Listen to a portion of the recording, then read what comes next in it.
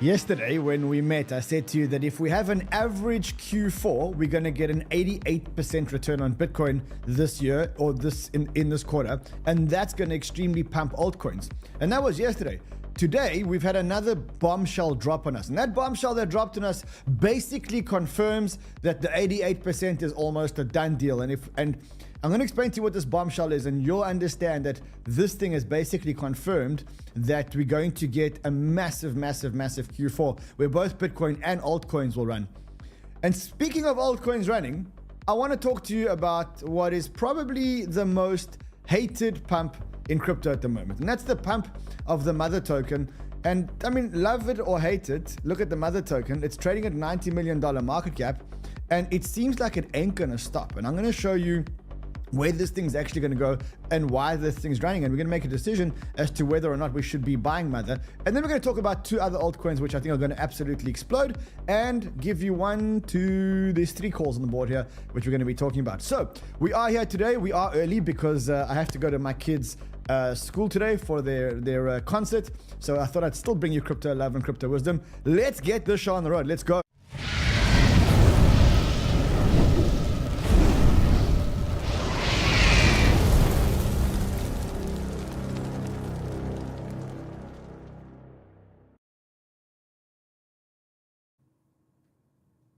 So listen, I wasn't going to do a show today at all. I was going to actually drop the Token 2049 video during the show time. But then like this bombshell happened that's going to basically make us all rich in Q4. And I just thought, how can I miss this opportunity to be with you guys? So what I need from you, because we're here earlier, right? Because we're here earlier than normal. What I need you guys to do, I need you to obliterate the like button. Please, just obliterate the like button. Just tell everybody that we're here early, because a lot of people are going to come to the show when the show was supposed to start, and they were like, oh man, we missed the live show. But it's the only way that I could get a show in, and we're going to do Token 2049 later today. So in about 6 hours after this video, you're going to get amazing alpha from the Token 2049 video. Probably one of the highest alpha videos we've ever made. So just look out for that one. Anyway, just before we get into the show, remember, if you're not already subscribed, what the hell are you waiting for? I need to get to 1.1 million. You need to get onto this channel. So go, subscribe to the channel. Also, just smash the like button. Let everybody know that we're here. And let's get on to the alpha, because I do have to get to my kids' end of year, well, not end of year, but it's their school concert today. As I said to you, the main reason why I'm here, I see that the regulars are all here. Nick Gaston's here. I see that he's here. Julian's here. 𝗙𝗥𝗢𝗥𝗡 is here. 𝗙𝗥𝗢𝗥𝗡 is here. 𝗕𝗢𝗘𝗥𝗡𝗅𝗙𝗡 Memecoin. I see lots of people here. Someone says Run is busy printing money. Greg Williams also here, saying yo. Hello from Israel. 𝗕𝗢𝗥𝗅𝗙𝗥 also here. Fahad Al Nasser, I see you on my Twitter as well, brother. I see you on my Twitter as well. Let's go, family. May I have a Banter bag today? Oh, we do need to give away some Banter bags. All right, let's get into the meat and potatoes on the show, and why I'm so excited to actually be here today and bring you a crypto show and bring you crypto love and crypto wisdom, because you'll remember that yesterday there was enough excitement yesterday where I came on and I basically said, look, Q4, 88% potential return on average, and not only that, the Q4 is playing out exactly like we anticipated it to play out, right? So you basically had the Fed cut 50 basis points instead of cutting 25 basis points. And that just goes with the thesis that, Q4 is going to be very, very, very good. And then you like sprinkle onto that just a little bit of election year performance. And actually, funny enough, I spoke to Arthur Hayes at Token 2049. I said to him, like, Arthur, why do you think the US cut 50 basis points? And he said, you know what? They did that to make Kamala look good, so Kamala actually gets re-elected or actually gets elected, right? And that got me thinking that if they want to manipulate the markets, the best way to manipulate the markets is to do it just before the elections. So that is one of the things we've got to look forward to. For us, they want a good election. They want to keep Kamala in power. They want to keep the Democrats in power. So what they're going to do is they're going to try and make all the Americans rich by stimulating the economy, by fake spending, by manipulating markets, by making everybody feel rich. And so when you put that thesis together of the double rate cut and the fact that election years are just generally very, very, very good years, then you almost say to yourself, okay, this Q4 thesis that Rand told me about yesterday, it's almost a done deal. Remember, that's actually driven by fundamentals. The fundamentals are that there's $6.5 trillion in money market funds which are earning 5.5%, right? That's more or less what a money market fund is earning. But now they're not earning that anymore. And if rates start to come down very quickly, that $6.5 trillion has to go somewhere. And so all risk assets become more attractive and more bought. That was yesterday. And after yesterday, we were all excited. People were texting me about how good my show was. They were telling me it was the best show ever done in the history of shows. They were telling me that we're going to get more likes today than we're going to get yesterday. And then this morning, I was on a plane. I was in Singapore Airlines. I was lying back on the seat, sleeping. I put on my phone. I look at my phone. What do I see? I see the jackpot. I see the tweet. I see, like they say, that's the tweet. I see the tweet. Literally, I wake up and I see this tweet. And I think to myself, China's cutting interest rates again. But that doesn't end over there, right? Because they're not just cutting interest rates. They're cutting interest rates with an announcement saying monetary policy easing come bolder than expected, with both rate cuts and RR cuts announcing at the same time, said 𝗥𝗢𝗎𝗓, head of China macro strategy. We see room for bolder easing in the coming quarters, following the Fed's outsized rate cuts. There's a battle between the East and the West to cut rates, who can cut rates the quickest. And that's what's basically going on. You've got China, who's got a hell of a lot of problems already reducing rates. Now, as I say, China has a hell of a lot of problems. I think the best summary of China's problems that I've seen is Ray Dalio on an interview with Bloomberg. Let's say individuals, 70% of their money was in real estate. Real estate has gone down. Stocks have gone down. Salaries have gone down. And so, and as a result, they're not spending and they're concerned and they're holding money in cash. With deflation, cash is a relatively good asset class. That's kind of the household and the business sector is in that state. At the same time, you have the government sector is a problem because most of the government spending, 83% of government spending, is spent by local governments. Those local governments got their money by selling land for real estate. Okay, there are no land sales, and they borrowed a lot of money, and those that they borrowed the money don't get paid. And so the question is, how are you going to get money into those places to operate? It's a situation that's more challenging than Japan in 1990. So basically, the Chinese economy is really bad. It was spurred on by the real estate collapse, but now the whole thing is starting to implode. And so what China is doing is it's cutting rates, but the rate cuts aren't working. It's just not working. So literally, what happens is they cut rates, as you can see over here. They've been cutting and cutting and cutting rates. And look, the rate cuts aren't working. Well, they are working, but not working enough. And so now China has basically gone with extreme measures. They've basically dropped an atomic bomb of stimulus. And what this atomic bomb of stimulus looks like is something like this. Number one, they cut the rates. Number two, they cut the bank's reserve requirements ratio. The bank's reserve requirements ratio is how much money the bank has to have relative to how much money the bank lends out, right? By cutting the reserve requirements, it means that the banks can stimulate and put more money into the economy.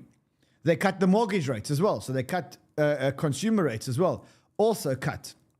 Then, get this. China will allow securities firms, funds and insurers to tap into PBOC funds to buy stocks. So basically what they're saying is they can use the central bank's money to buy stocks, believe it or not. So it's like they're going to go and buy up their own market, like crazy. That is what you call stimulus. It's like not only are we going to cut rates, not only are we going to allow the banks to basically lend as much as they want, not only are we going to cut mortgage rates, but what we're going to do is we're actually going to allow securities companies to go and invest the central bank's money into stocks. So we can buy up the market, prop up risk assets, and make everybody feel rich. It's like we're basically living through COVID again. And so as Pompliano says, he says, China just confirmed that they'll cut interest rates. Cheap capital is going to flood the market from around the world. Asset prices are going to be the large beneficiaries. I know a few assets. One of them is called Bitcoin. Other one's called Ethereum. Other one's called Solana. A few assets that I know about. So Dante Perez says, huge macro event. Things are so bad in China, the government finally flinches. QE for China, rate cuts, big liquidity coming, low low likely in for China assets. This is the bazooka. And what this bazooka has done is it's basically sent all the Asia shares up. China's up, Japan's up. I mean, it's not only China. Look at gold. Gold hit all-time highs again this morning. The Dow Jones, I got these notifications on the flight. Dow Jones. This is, by the way, the Dow Jones' all-time high ever. 42,535, believe it or not. Unbelievable what's going on. So basically what's happened is China's come in with a bazooka. And why is that good? Because when China comes in with a bazooka, it increases liquidity. And so now we know the US is increasing liquidity. We know that China's now coming to the party. And China's basically said, look, we have no choice. It's got to be a bazooka. And so now they've got a bazooka. And that's why all risk assets are starting to rally. Now, Bitcoin and altcoins, yes, we saw a little bit of a jump, but this news hasn't yet hit the market. So you can see Bitcoin's at 63.5. It's maintaining, it's consolidating after last week's amazing run. Look at the altcoins. The altcoins, why does the bubble sometimes look like it's having an epileptic fit? Like, we must fix that. But what you can see is that this narrative that's playing out is exactly our Q4 narrative. It's saying, look, you've got Bitcoin potentially going to go up 88% if it just does an average Q4, and then you got the altcoins which are looking pretty good. I mean, you got Celestia up, TOW's still up again, up over 591, nearly $600. You got Lido waking up from the dead, 124. That's so cheap. 𝗬𝗢𝗏𝗡𝗏, as Josh told us yesterday, the magic trick, and you got some meme coins running. You got Dog with Hat. Let's actually go into the second 200 over here. So, look at Echelon Prime. It's up 21.8%. I see. Okay, hold on. I've got Celestia in my search bar. Wow, you do have quite a few coins running. Specifically, the coins that are running. I want to show you something. I have to show you one of the reasons why I did a show today. Look at this. Look at this coin over here. It's called 𝗕𝗢𝗥𝗢𝗓. 𝗕𝗢𝗥𝗢𝗓 is trading at 44 cents, right? This is a Solana infrastructure coin, effectively. This 𝗕𝗢𝗥𝗢𝗓 was called in Frontrunners by our team at Frontrunners, specifically Paulo, at 26 cents. Look at 𝗕𝗢𝗥𝗢𝗓 today. Okay, now it doesn't stop there. I'll show you some more examples. So Paulo also told us about Cloud, right? And he told us about Cloud a long time ago. He says we got in near the all-time high. Let's go and see what Cloud is doing today.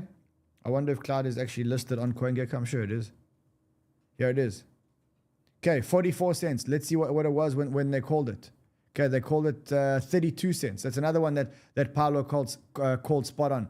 Another one that he called was Moonwell. So just have a look here at Moonwell. So MONWELL. Let's see if it comes up. Do we have Moonwell on? Let's look for Moonwell over here. Just look at how well this token's doing. Here we go. So again, 32.8 cents. That was called at 23.7 cents. Guys, when the market's running like this, there is so much alpha in Frontrunners. It is ridiculous. I've never seen a period where so many calls. Colombian says, I saw it first on Frontrunners Discord. You have to get into Frontrunners. And I'm telling you, you're running out of time to get into Frontrunners. If you want to get in, just go here. Sign up to the Frontrunners waiting list. If you're unhappy, so Paulo has had amazing calls. His portfolio's up over 1,000% in the last few months. He lives in Frontrunners. You can join Frontrunners and get a 30-day money-back guarantee. Just join Frontrunners as quickly as possible. As soon as someone's out, you'll be let in. So you don't get in automatically. Yeah. So, as we were saying, the thesis is playing out. Bitcoin's starting to run. The altcoins are starting to run.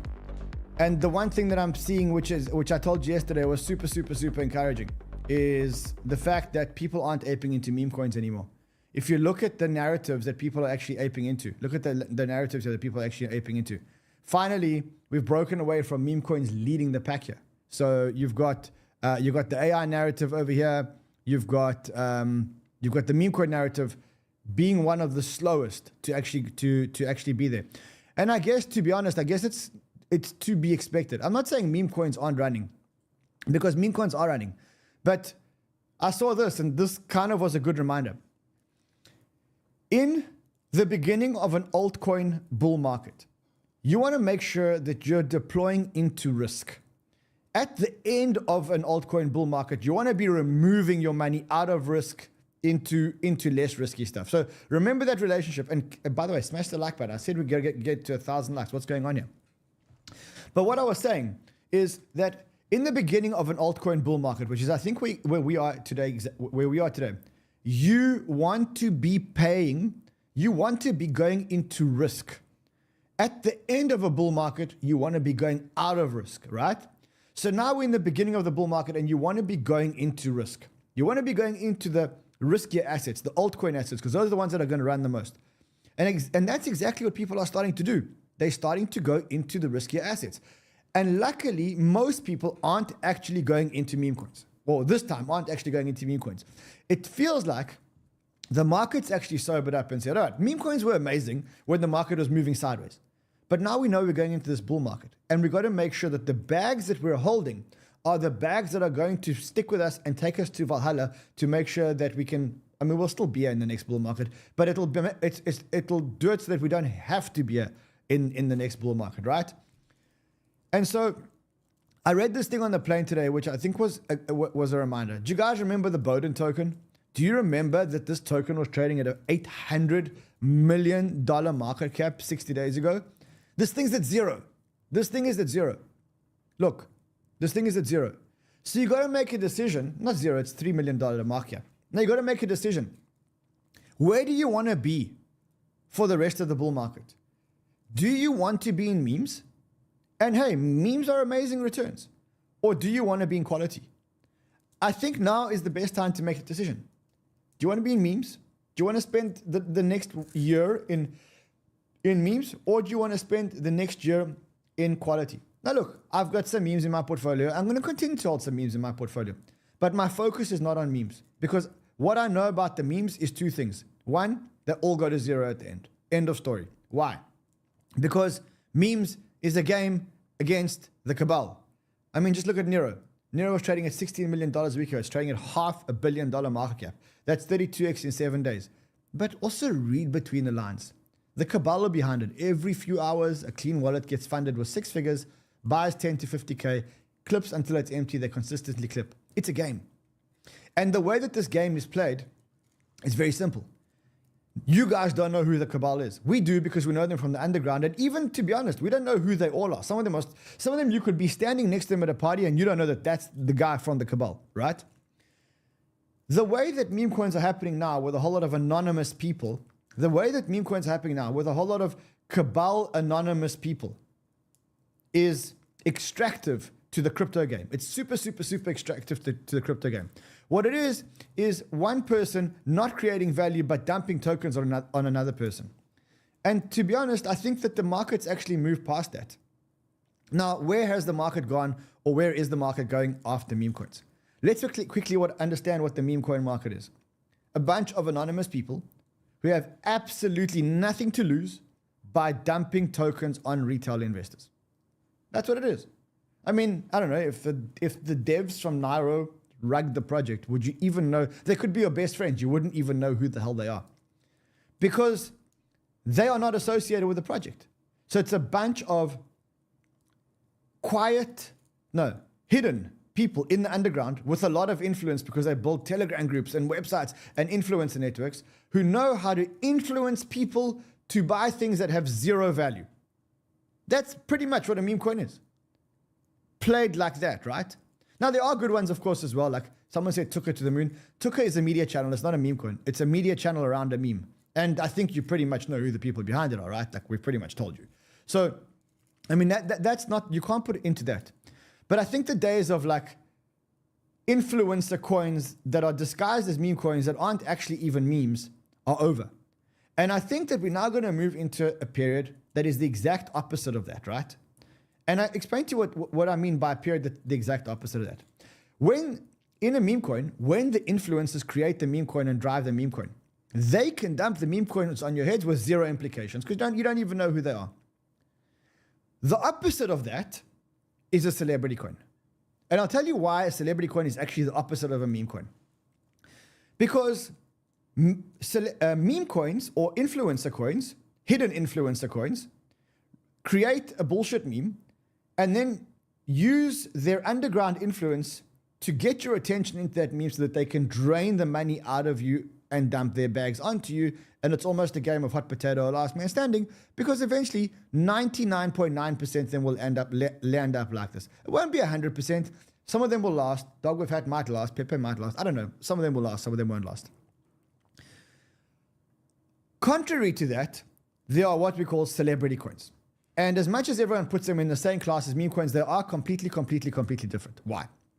Because a celeb coin, a celeb who puts their face behind a coin, has everything to lose if something goes wrong with the coin.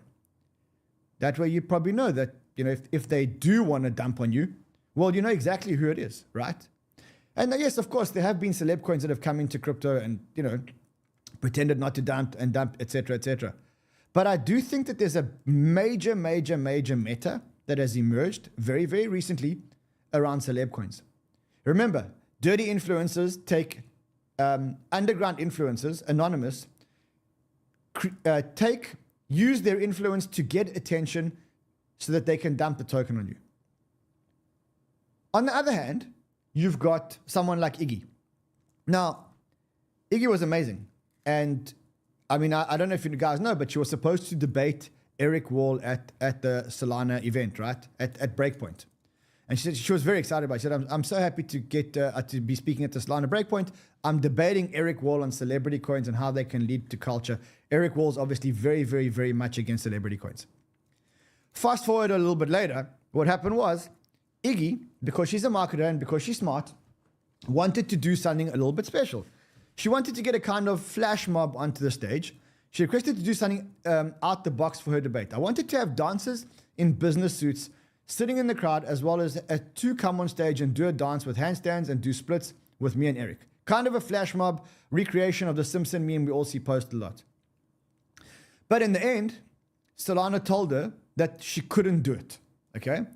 And the reasoning why they couldn't do it is because Solana said, look, we're too scared that this will go too viral. I've never even heard the term too viral before. It'll go too viral and people won't talk about the serious things that happen at the conference, like Coinbase wrapped BTC. I don't know why this sound bites so bad. Or like Franklin Templeton. Money funds have long been in the transactional economy. Right? There's money funds that have check writing and debit card. What Solana was worried about, what Solana seemed to have been worried about, we haven't obviously spoken to Solana about this. They said, look, they couldn't do it because it was too viral. So Iggy said to them, look, respectfully, that's your problem. You should make the rest of your discussions as exciting as my discussion. Why should I dumb down my discussion because the guys at Franklin Templeton are presenting something that's pretty boring? And so eventually what they said is, oh no, it can't happen because of regulation. There's no regulation in Singapore against people dancing on a stage. In fact, I saw people dancing on stages all the time. And so Iggy held her ground and they cancelled the debate. And I think Solana made a very big mistake. And I'm going to explain to you why I think Solana made a very big mistake. Because as I said to you before, if you're trading meme coins, you're trading against a cabal. You're trading against people you don't know. We know who some of them are, but we don't know who all of them are. And even the some that we do know, we just know them by Telegram name or by avatar or whatever else. Contrary to that, you've got celebrity coins. And the celebrities can't hide because here they are, the coins linked to their name. Onboard the new users. And yes, that is one function, but also I think and they're sitting at conferences and they're using their attention to build brands. And the brand that Iggy has chosen to build is a crypto brand. Now, celebrities build brands all the time. Sometimes they build their own brands, and you'll probably know some of these examples, but you got, okay, so sometimes you get like KSI and is it Jake Paul or Logan Paul? Is it both of them? It's Logan Paul with Prime, right? Building the big energy drinks. You've got Roger Federer with the On brand. You've got Rihanna with her own perfume brand. So sometimes celebs use their influence, which is attention times credibility. That is what influence is. It's attention times credibility. So how many eyeballs have you got on you, and how much will they follow you based on the credibility that you have? Sometimes brands, celebrities will use that influence to build their own brands, aka, did you say Jake Paul or Logan Paul? Logan Paul, aka Roger Federer, aka Rihanna. Sometimes brands will pay celebrities huge amounts of money, millions and maybe even billions of dollars. And what they'll do is they'll ask celebrities to build a brand for them. Example, Messi and Adidas or Ronaldo and Nike or whatever else. Long story short, there is a big business for celebrities in building brands. In fact, that's how most celebrities actually land up making their money. They land up using their influence, which is equal to eyeballs times attention, eyeballs times credibility, attention times credibility, to channel that influence into a brand. Some celebrities choose to do drinks. Some celebrities choose to do property. Some celebrities choose to do shoes. Some celebrities choose to do perfume. Iggy has chosen to build a crypto brand. She treats this like she treats building a perfume brand. And she's decided that she's building a crypto brand. And I think that she's the smartest celeb of them all. And I'm going to show you why I think that she's actually smarter than all the celebs endorsing or building one product, like a shoe or a drink or whatever it is. Now, I know what you guys are thinking. And you're thinking, but hold on. Run. You said that Iggy was like a 4-year-old, that Iggy would never work, and that Iggy is just another bad celeb in crypto, right? And the truth is, I did. But I'm a man, and I'm man enough to admit when I'm wrong. Yes, I prejudged Iggy, and I said that I think that she's just another celeb coming for a cash grab. And to be honest, I didn't really know who she was, but it just felt at the time, judging by the spaces, that here comes another celeb for a cash grab in crypto.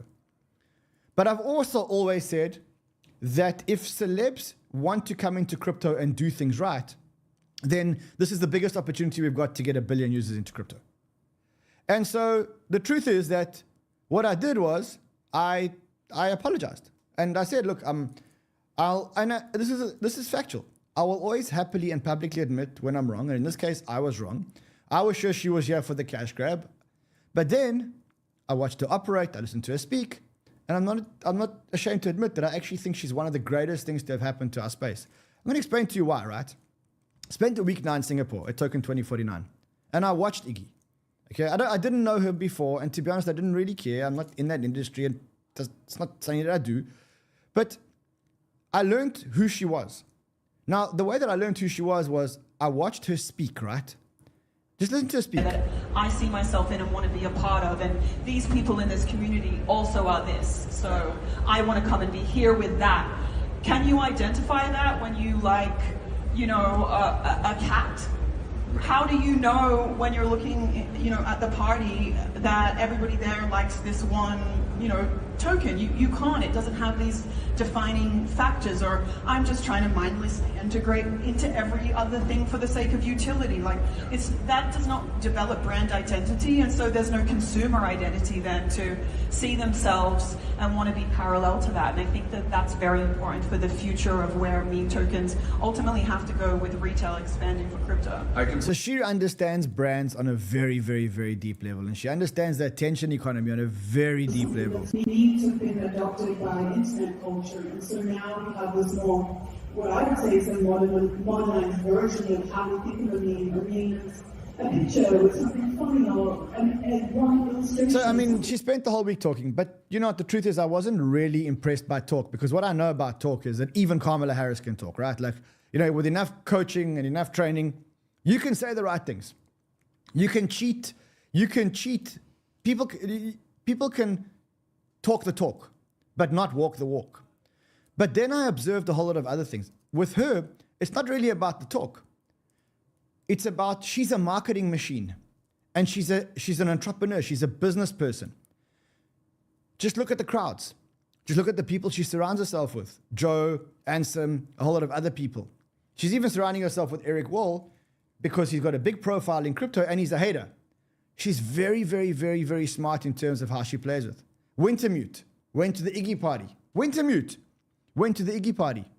Just listen to what her partner has to say about her. Like an entrepreneur. She thinks like a business person. She understands the virality of brand recognition and how things work with culture.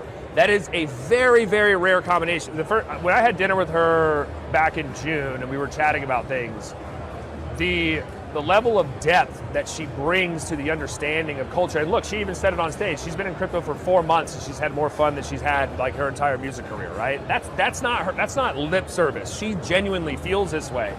And so her path of what she's doing, like Iggy is a retired musician. She's not doing music anymore. She's a businesswoman, right? And so ask yourself this question.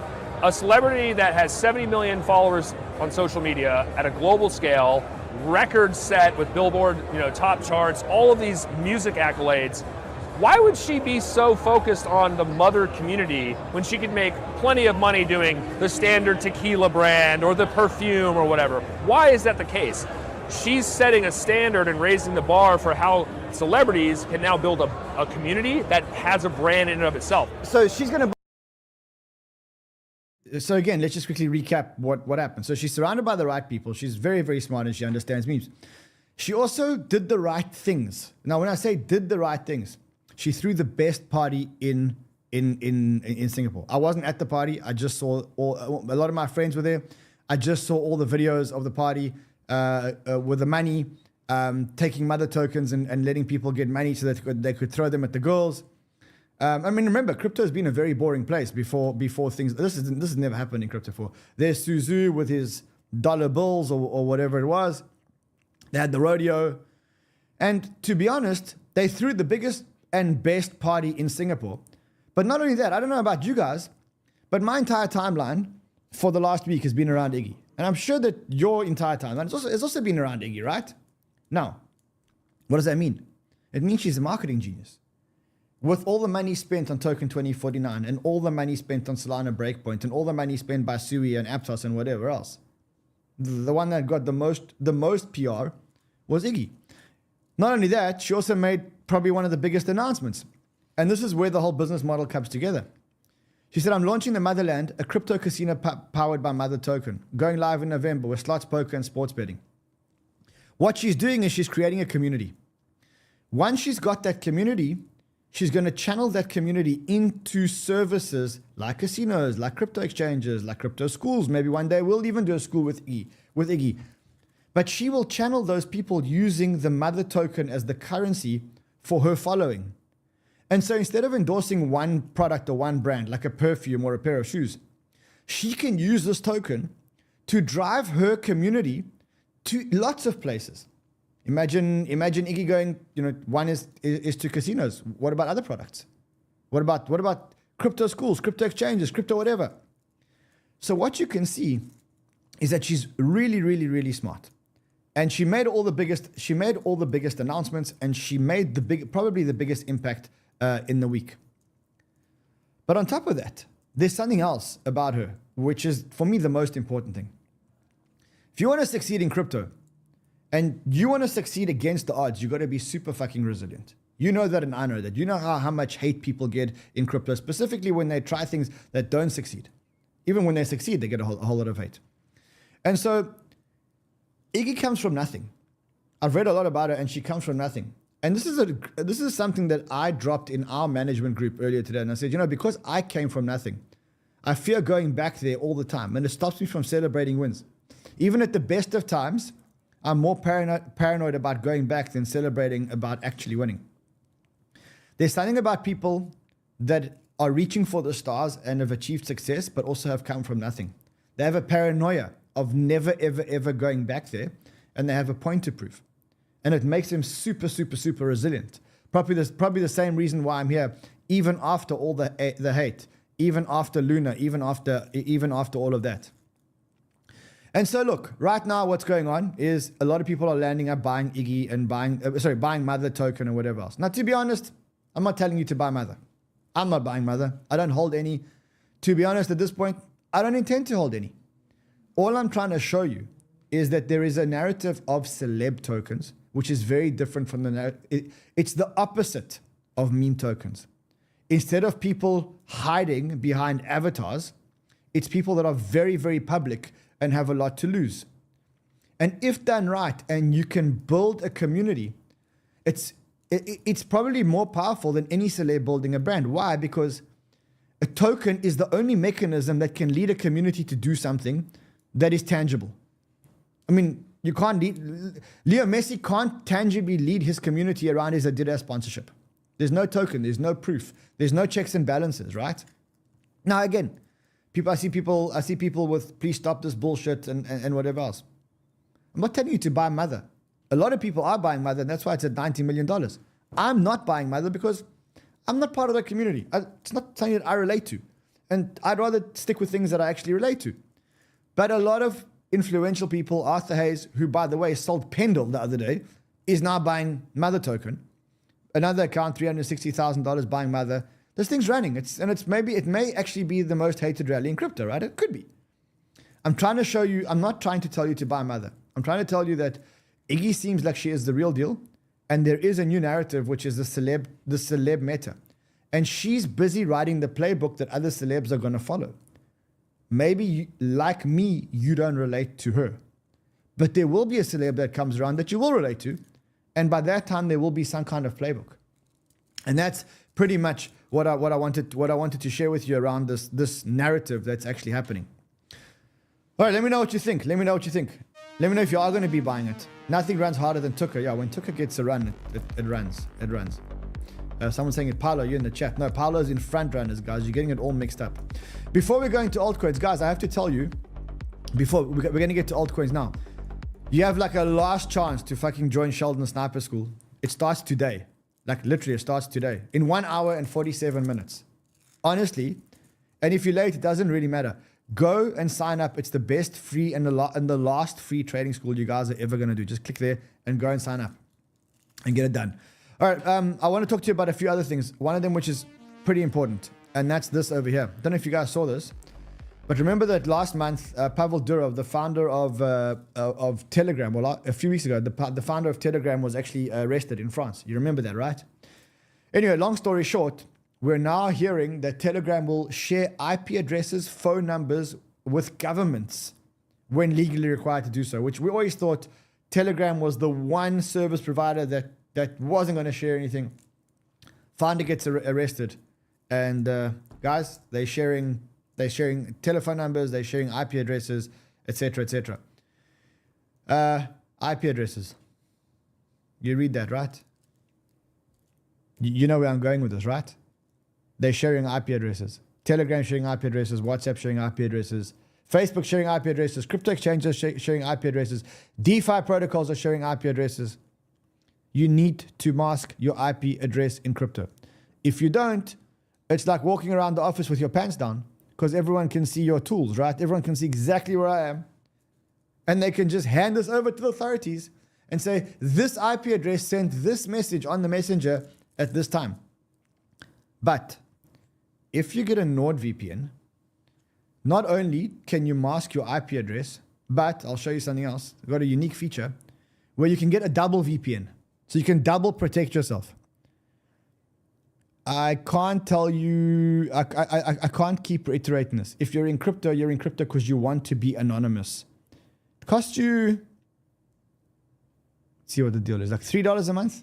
$3 a month to remain anonymous. You get 4 extra months for free. Just do it, please. If this isn't enough for you. I said, look, for the Telegram token, it's bullish and bearish. I mean, bullish because if the founder's probably not going to go to jail, which is why he's making all these changes, right? Probably there's some deal in the background that said, look, you give us the IP addresses, you're not going to spend time in jail. You don't give us the IP addresses, you're going to jail. It's bearish because we all thought that Telegram was this free speech platform that would never share our IP address. They're now sharing IP addresses. That's now official. That is pretty much now official. All right, let's look at the altcoins before I go. I've got to go soon.